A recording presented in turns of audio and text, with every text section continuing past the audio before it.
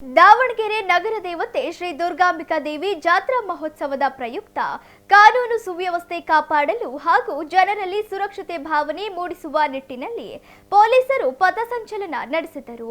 ನಗರದ ಹೊಂಡದ ವೃತ್ತದಿಂದ ಆರಂಭಗೊಂಡ ಪಥಸಂಚಲನ ದುಗ್ಗಮ್ಮ ದೇವಸ್ಥಾನ, ಹಾಗೇದಿಬ್ಬ ವೃತ್ತ, ಕಾಳಿಕಾದೇವಿ ರಸ್ತೆ, ಗ್ಯಾಸ್ಕಟ್ಟೆ ವೃತ್ತ, ಎಸ್ಕೆಪಿ ರಸ್ತೆ ಮೂಲಕ ಹೊಂಡದ ವೃತ್ತಕ್ಕೆ ಬಂದು ಅಂತ್ಯಗೊಂಡಿತ್ತು.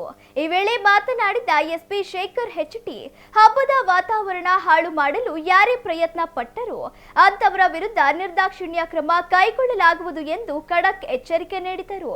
ಅಷ್ಟೇ ಅಲ್ಲದೆ ದಾವಣಗೆರೆ ಜನತೆ ಸಂತೋಷದಿಂದ ಹಬ್ಬ ಆಚರಿಸಿ, ನಿಮ್ಮೊಂದಿಗೆ ಪೊಲೀಸ್ ಇಲಾಖೆ ಇರುತ್ತದೆ ಎಂದು ಮನವಿ ಮಾಡಿದರು.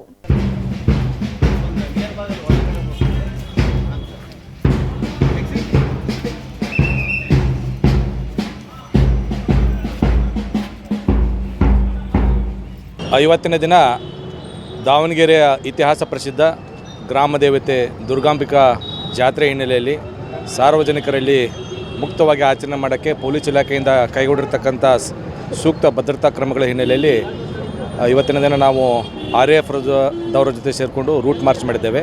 ಈ ರೂಟ್ ಮಾರ್ಚ್ ಸುಮಾರು 2 ಕಿಲೋಮೀಟರ್ಗಳ ಒಂದು ಅಂತರವನ್ನು ನಾವು ಇಲ್ಲಿ ಕವರ್ ಮಾಡಿದ್ದೇವೆ. ಇದು ನಿರಂತರವಾಗಿ ಇದೇ ಥರ ಬೇರೆ ಬೇರೆ ಏರಿಯಾಗಳಲ್ಲಿ, ದಾವಣಗೆರೆ ನಗರದ ಬೇರೆ ಬೇರೆ ಏರಿಯಾಗಳಲ್ಲಿ ಕೂಡ ನಾವು ಕಂಡಕ್ಟ್ ಮಾಡ್ತೇವೆ.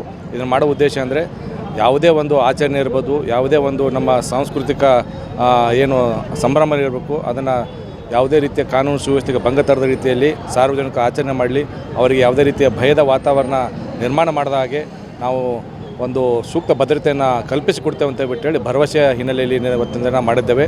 ಇದರ ಮೂಲಕ ನಾನು ಬೇರೆ ಆ್ಯಂಟಿ ಸೋಷಲ್ ಎಲಿಮೆಂಟ್ಸ್ ಇರ್ಬೋದು, ರೌಡಿಗಳಿರ್ಬೋದು, ಇನ್ನಿತರ ಯಾರು ಕಿಡಿಗೇಡಿಗಳು ಯಾವುದೇ ಹಬ್ಬದ ವಾತಾವರಣವನ್ನು